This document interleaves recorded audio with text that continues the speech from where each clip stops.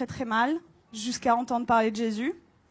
Quoi, j'en avais déjà entendu parler, mais là, j'ai été vraiment touchée sur une vidéo comme ça un soir chez moi. Et donc, je me suis intéressée à cette personne. Et en fait, j'avais pleuré pendant 3 semaines de tristesse. Et là, je pleurais d'amour. Wow. Et je comprenais pas. Donc, j'ai regardé beaucoup de vidéos témoignages sur Jésus. Et le soir même, c'était le 11 juillet de cette année, 2018. Wow. Je me suis mise à genoux dans ma chambre pour la première fois de ma vie devant Dieu. Et j'ai supplié pendant 20 minutes, Jésus, si tu existes vraiment, moi ça me suffit pas d'entendre parler de toi, je veux te voir. Et je veux te voir d'une façon que plus jamais de ma vie je vais douter de toi. Et en fait, pendant 20 minutes j'ai attendu, j'ai supplié à genoux, et il s'est rien passé, je suis retournée dans mon lit, et là j'ai entendu une voix qui me disait « Retourne-toi ». Et j'ai fait ma rebelle. J'ai dit, mais il y a rien, il y a un mur blanc derrière moi. Et j'ai entendu une deuxième fois, retourne-toi, de façon très forte. Et là, je me suis retournée et en fait, au-dessus de mon lit, j'ai fait plusieurs pas de recul parce qu'il y avait la tête de Jésus, en fait. Wow. Et énorme. Et en fait, dans ses yeux, ses yeux sont pas comme les nôtres, en fait. Il n'y a pas un cercle, quoi. Il y a tous les univers dans ses yeux. Et en fait, il m'a regardé, il m'a transpercé le cœur. Et en fait, là, j'ai une urgence intérieure qui, pour une musulmane, est incompréhensible. C'est-à-dire que c'est pas venu de mon mental. Je devais me faire baptiser le plus vite possible. Donc, le lendemain, j'ai cherché partout où me faire baptiser. J'ai regardé des églises sur Internet. J'étais devant des églises. J'étais là postée. C'était le 12 juillet. Et ça parlait pas à mon cœur. Je disais non. Non, non, les catholiques, les protestants, non, non, non. Et à la fin de la journée, j'ai dit à Jésus, tu m'as donné cette envie-là, donc guide-moi. Et donc, il m'a guidée en fait vers des personnes qui font des baptêmes dans des lacs, des piscines, des trucs. Et donc, j'ai été baptisée le 13 juillet 2018. Et là, j'ai vraiment vu, parce que en fait, je suis médecin psychiatre, addictologue, et je croyais pas trop aux esprits, tout ça. Et là, j'ai vu des esprits sortir de moi, etc. Wow. Donc, j'ai dit...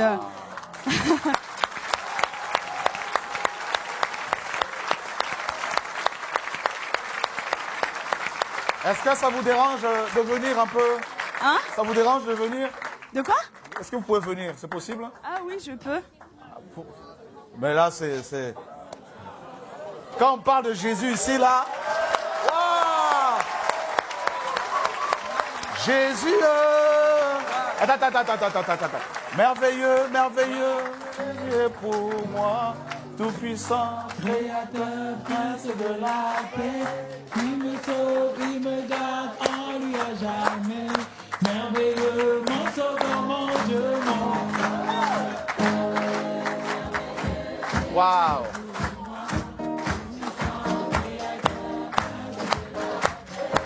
Il me sauve, il me garde en lui à jamais.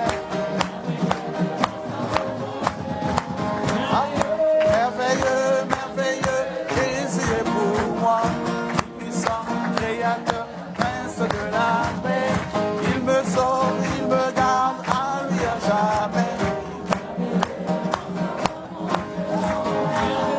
Merveilleux, merveilleux, Jésus est pour moi. Tout puissant, créateur, prince de la paix. il me sauve, il me garde en lui à jamais.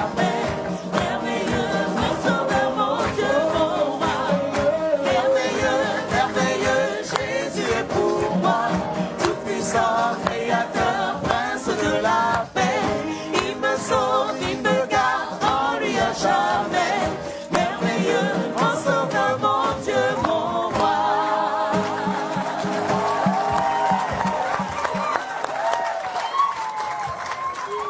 Wow. Donc je continue.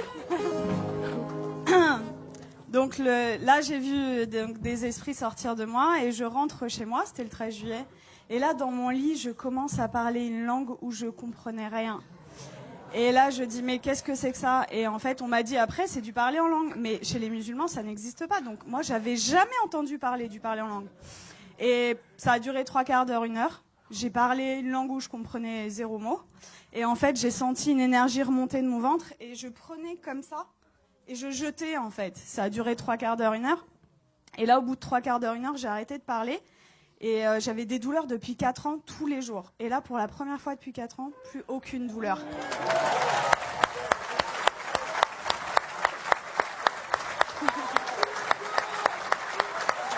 Wow.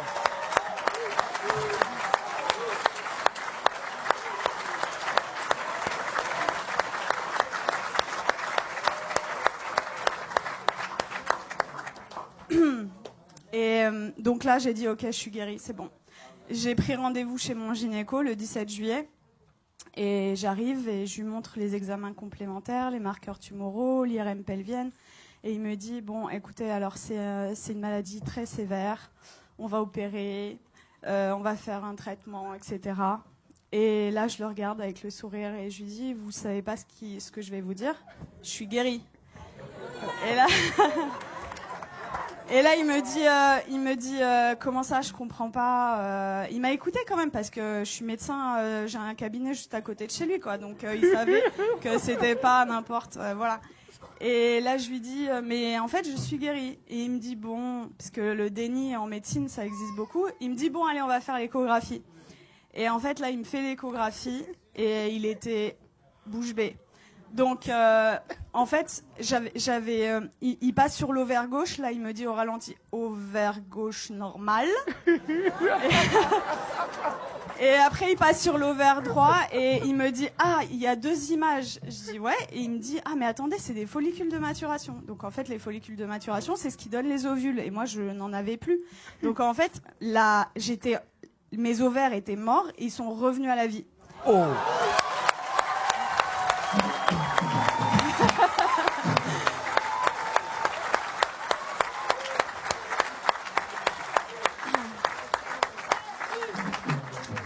Et là, il retire la sonde et il me dit, vous vous rhabillez, vous allez m'expliquer ce qui s'est passé. Et du coup, je lui raconte en gros que j'ai rencontré Jésus 6 jours avant, qu'il m'a guéri et tout. Et il me dit, bon, écoutez-moi bien. Moi, je crois en Dieu, donc je pense que c'est possible. Je suis juive, donc je pense que c'est possible. Mais vous êtes médecin, attention, gardez ça pour vous. Et là, je lui ai dit, j'ai rigolé. Je lui ai dit, c'est impossible. Je lui ai dit, je veux que le monde entier...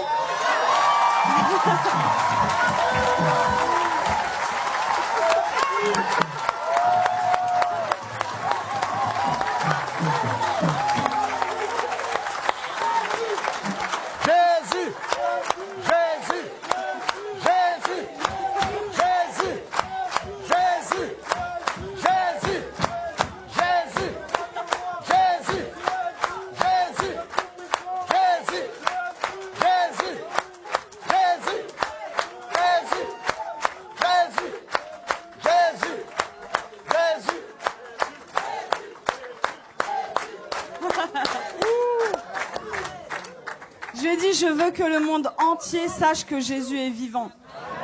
Et il m'a dit, bon, ok. Et, il m'a fait mon compte rendu d'échographie, qui était normal. C'était un plaisir pur. Et il me le rend. Et là, il me dit, est-ce que je peux vous faire la bise au lieu de me serrer la main? Je dis, bien sûr. Et il me prend le visage et il me dit, que Dieu vous garde. Et en fait, ce que je raconte partout autour de moi, c'est, tout à l'heure, le frère disait que vous aviez vécu au Cameroun l'acte des apôtres. En fait, c'est ce que je vis tous les jours, quoi. Et c'est-à-dire que je travaillais que en cabinet. Le Seigneur m'a amené à travailler à l'hôpital, aux urgences. Et en fait, je vois des cas psychiatriques sévères. Et ma première garde après mon baptême, les infirmiers, le geste qu'ils ont fait le plus dans la nuit, c'était ça. Ils y croyaient pas, en fait. Il y avait que des miracles. Toute la nuit. Ils ont pas compris.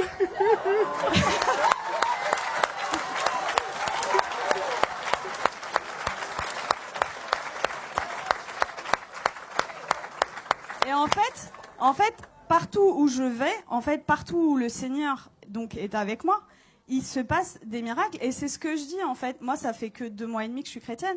Et je vois les frères et sœurs, ils osent pas parler de Jésus. Ils ont limite honte de lui. Je dis, mais oh! Moi, je vais au salon de coiffure, il y a des coiffeuses qui sont guéries. Je vais à la boulangerie, à la boulangère.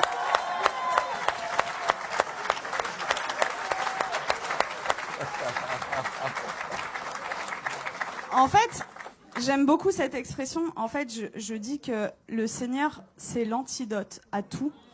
Et le monde entier a le poison. C'est-à-dire qu'ils connaissent pas Jésus. Moi, j'ai 33 ans. J'ai attendu 33 ans pour qu'on me parle de Jésus. Mais attendez, mais moi, j'aurais voulu que quelqu'un vienne me parler de Jésus. Vienne me dire, mais attends, la solution à tous tes problèmes, ton malheur et tout, c'est Jésus la solution. Mais personne autour de moi. J'avais aucun chrétien autour de moi. Donc, dans ma famille, ils sont tous musulmans et quelques personnes athées. Et en fait, ils comprennent pas du tout ce qui se passe. Mais juste, je voulais vous dire que je vis des miracles tous les jours. Tous les jours, c'est des prodiges de Dieu. Je vais vous raconter juste, il y a quelques jours, ce qui s'est passé parce que je dois choisir et je peux pas tout vous raconter. Donc, il y a ma famille qui était en Algérie pendant tout l'été. Ils sont rentrés et il y a mon oncle, en fait. Il a de l'arthrose sévère au genou. Et je suis arrivée, j'ai raconté ce qui s'était passé cet été, et ils m'ont dit « Ouais, c'est bon, t'arrêtes de nous parler de Jésus. » Déjà, ils ont été tolérants, ils ont accepté d'écouter. Et là, je vois en fait mon oncle, il boite, il a de l'arthrose. Et là, je lui dis « Tonton, est-ce que je peux prier pour toi ?» Il me dit non. Et ma tante, elle lui dit « Bah pourquoi, qu'est-ce que t'as à perdre? On va voir si ce qu'elle dit est vrai. » Je dis « Ok. » Et là, le Seigneur m'a donné le verset, vous savez, où il ressuscite une femme et il fait sortir tout le monde, en fait. Donc, en fait, j'ai pris mon oncle, je l'ai sorti du salon, et j'ai prié pour lui, et en fait, je lui dis, t'as mal à combien? Il me dit, à 7 sur 10. Il boitait. Et donc, je prie le Seigneur, et le Seigneur le guérit. Il me dit, mais j'ai plus mal du tout. Et là, il commence à courir dans toute la maison.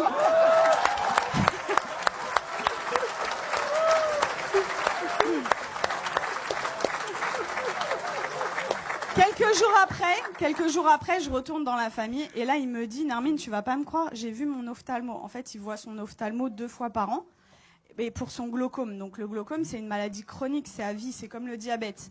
Et il me dit « L'ophtalmo, il a pas compris, j'ai plus de glaucome. » Il lui a dit « Je peux pas t'arrêter les 2 traitements parce que voilà, mais j'en arrête 1 sur 2. La prochaine fois, s'il y a plus rien, on arrête le 2e, quoi. » Et donc ça, c'était mon oncle et mon père qui a 80 ans, musulman depuis 80 ans. Wow. J'ai été le voir, ça faisait très longtemps que j'étais pas allée le voir, au moins 6 mois, 1 an. J'ai été le voir jeudi dernier. Et en fait, je lui ai raconté ce qui m'est arrivé. Il a été guéri, j'ai prié pour lui, il a été guéri de ses acouphènes, c'est des bourdonnements. Il avait depuis 10 ans, plus d'acouphènes. Il avait mal au dos, il pouvait pas sortir sans ceinture. Plus de ceinture. Je l'ai sorti sans ceinture. Il voyait double, il avait une diplopie. Il voyait double quand il mettait pas ses lunettes. Plus de diplopie. Et là, au bout de 2 heures, il me dit c'est bon, je me donne à lui.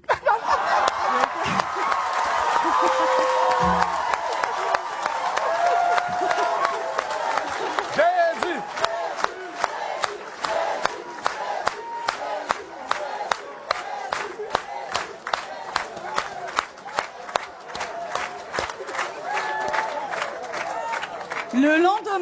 Le lendemain, donc c'était vendredi là, non, c'était pas hier, c'était vendredi dernier. Vendredi, j'arrive, donc le lendemain, en fait là, il me dit tout ce qu'on s'est dit là, t'oublies, c'était des bêtises. Tu me parles plus de Jésus. J'étais choquée. Je dis bon, ok. Et là, dans ma tête, au bout de 2 minutes, je dis non, ça va pas se passer comme ça. Et ça, vraiment, les frères et sœurs, c'est un truc hyper important. Vous priez, mais il faut proclamer aussi ce qui est écrit dans la parole. Et donc, dans ma tête, j'ai dit, je proclame qu'il appartient à Jésus. Je proclame qu'il appartient à Jésus. Et donc, j'ai proclamé. Et là, il me dit, j'ai la tête lourde et tout. Et je dis, j'ai vu l'opportunité. Je dis, je peux prier pour toi? Et il me dit, non, tu m'approches pas. Et donc, en fait, 3 fois d'affilée, en 1 heure, peut-être 3 fois, je lui ai proposé. La 3e fois, il me dit, ça prend combien de temps? Je lui dis 5 secondes. Je dis ok. Il me dit ok. Donc, je mets ma main comme ça, je chasse les esprits au nom de Jésus.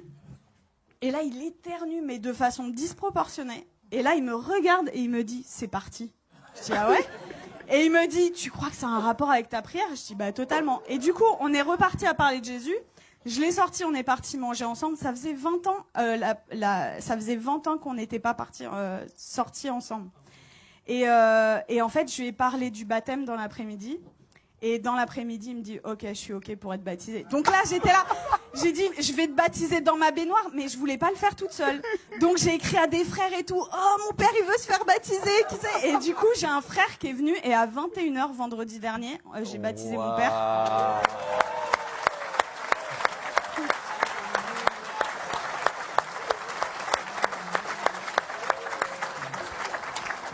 Et voilà, pour vraiment vous dire que rien n'est impossible. Il a 80 ans, il est musulman, jamais. Alors, après ma conversion, le Seigneur m'avait donné une vision où je baptisais mon père. Je disais, ok, Seigneur, mais waouh. Et en fait, ça s'est passé, quoi. Donc, vraiment, ne perdez pas espoir avec vos familles. Tout est possible. Pour nous, c'est impossible, mais pour le Seigneur, c'est possible. Et voilà, vraiment, votre vie, ça devrait ressembler au lac des apôtres, quoi. Donc vraiment, n'ayez pas honte de parler de Jésus. Qu'est-ce que ça va vous coûter, vous passez à la boulangerie? Vous savez, moi, je suis dans ma voiture et même sur le périph', j'ai des gens, en fait, je loue le Seigneur, j'ai effacé toutes mes musiques du monde, là, et j'ai mis des louanges. Et donc, je chante et tout, et même sur le périph', il y a des gens, ils passent sur le périph', ils me font comme ça. Et moi, j'ouvre ma fenêtre et je leur dis, Jésus est la réponse.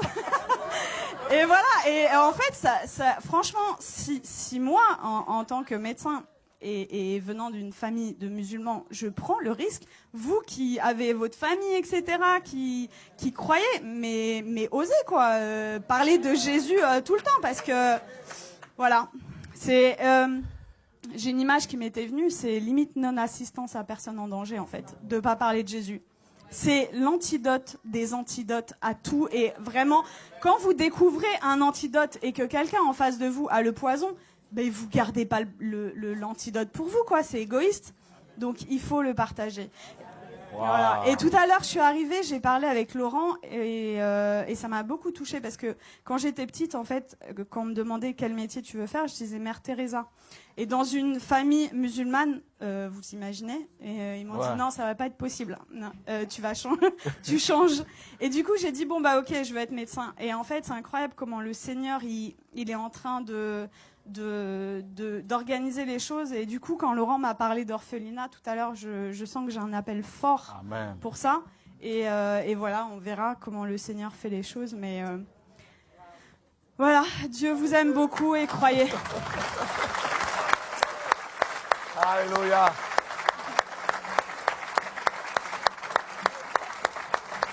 Wow, gloire à Dieu.